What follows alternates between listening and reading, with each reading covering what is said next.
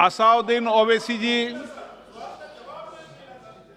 Speaker sir, आपका बेहद शुक्रिया कि कल शाम में आपने फ़ोन करके मेरी खैरियत और मुझसे दरियाफ़्त किया कि क्या हुआ, और आपने मुझे बताया कि आपने फ़ौरन पुलिस के आला अहदेदारों से बातचीत भी की। मैं आपका बेहद शुक्रिया अदा करता हूं कि आपने अपनी संवैधानिक जिम्मेदारी को एक रुकने पार्लिमान की जान पर जब कातिलाना हमला किया गया टोल गेट पर, आपने उस बात की। मैं आपका शुक्रिया अदा करता हूं। स्पीकर साहब, मैं मुख्तसर से यहाँ पर ये बात कहना चाहूँगा कि मुख्तलिफ सियासी पार्टियाँ मुख्तलिफ प्रदेश में इक़्तिदार पर हैं। ये बात आप तमाम को मैं गोशगुजार कर रहा हूँ कि आखिर ये कौन लोग हैं जो गोली पर भरोसा करते हैं, बैलेट पर नहीं करते। आखिर ये कौन लोग हैं जो इतना रेडिकलाइज हो चुके हैं कि इनको इस संविधान पर एतमाद नहीं रहा, उनको अंबेडकर के बनाए हुए संविधान के खिलाफ हैं। ज्वाइन कीजिए नेशनल एकेडमी का डिजिटल मार्केटिंग कोर्स और बनाइए डिजिटल मार्केटिंग की दुनिया में अपनी एक नई पहचान। तफसीलात के लिए विजिट करें MPa mall Abids 4th floor पर या स्क्रीन पर दिए गए नंबर्स पर राब्ता पैदा करें। जो इतनी नफरत पैदा करते हैं, आखिर ये कौन लोग हैं? मैं इसको सियासी गुफ्तगू नहीं करूंगा, ये सबके लिए छोड़ रहा हूं, क्योंकि जहां तक मुझे मालूम कि मैं 2 मरतबा का विधायक हूं, 4 मरतबा का सांसद हूं, और अगर इस तरह से अगर राजनीति आगे बढ़ेगी कि टोल गेट पर गाड़ी रुकती है और 4 राउंड गोलियां चलाई जाती हैं, आखिर इन नौजवानों को ये कैसे रेडिकलाइज हुए? और मैं सरकार से पूछना चाहता हूं कि क्या उन्होंने ये रेडिकलाइजेशन सैयद कुतुब की किताब पढ़कर रेडिकलाइज हुए, अब्दुल्ला अज़ाम की किताब पढ़कर रेडिकलाइज हुए, या अयमन अल ज़ोहरी की किताब पढ़कर रेडिकलाइज हुए? इसीलिए मैंने सरकार से 2015 में कहा था कि इंटरनल सिक्योरिटी डिपार्टमेंट MHA में, उसमें तमाम मज़ाहिब के लोगों का एक काउंटर सेल बनाइए आप। और सर, ये रेडिकलाइज हो चुके हैं तो भारत की इससे राइट विंग कम्युनिज्म और टेररिज्म बढ़ेगा। मैं आपसे अपील कर रहा हूं कि जो गलती NDA 1 में की थी, आप वही करने जा रहे हैं। आपको नुकसान होगा, आपकी सरकार को नुकसान होगा, देश को तो, देश की सालिमियत को खतरा तो पैदा हो रहा है। सर, मैं आपके जरिए से सरकार को यह भी बताना चाहूंगा कि जिन लोगों ने ये रेडिकलाइजेशन किया है, आप इस पर गौर करिए, इन पर UAPA क्यों नहीं लगाते आप? अगर कोई स्पीच देता है, अगर कोई फेसबुक पर किसी क्रिकेट मैच पर किसी टीम की तायीद करता है तो UAPA लगता है। एक सिटिंग MP के ऊपर UAPA नहीं लगेगा सर। मैं सरकार पर छोड़ता हूं।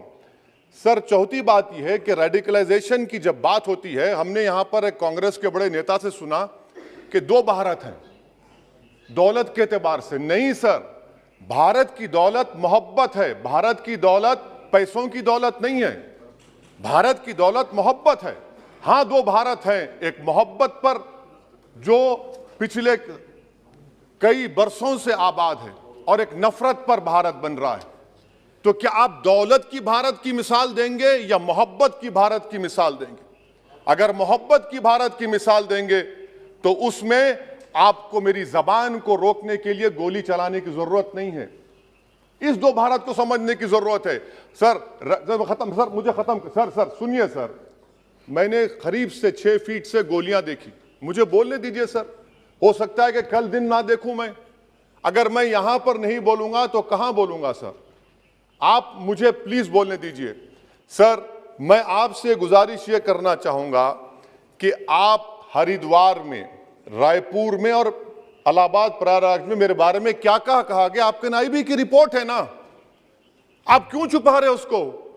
देखिए, मैं मौत से नहीं डरने वाला हूं, हम सबको जाना है इस दुनिया से।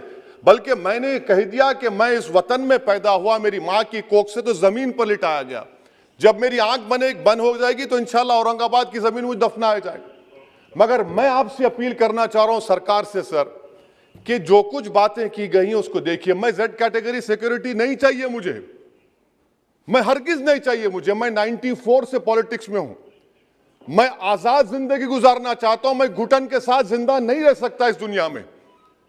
मुझे जिंदा रहना है तो अपनी आवाज उठाना है, मुझे अब जिंदा रहना है तो सरकार किसी के उनके खिलाफ बोलना है, और अगर गोली लगती है तो मुझे कबूल है, मगर मैं घुटन की जिंदगी नहीं गुजार सकता। सर, मेरा मानना यह है कि संविधान में अगर देश के गरीबों को, मजलूमों को, अल्पसंख्यक समाज को सिक्योरिटी मिलेगा तो मुझे मिलेगी। सर, आपकी चिंता हमें है ना सर मैं इसलिए सिक्योरिटी दे रहे हैं सर आपको नहीं सर, देश के गरीब बचेंगे तो मैं बचूंगा। ओवैसी की जान इखलाक पीलू से बढ़कर नहीं है सर। ओवैसी की जान उस वक्त बचेगी जब गरीब की जान बचेगी।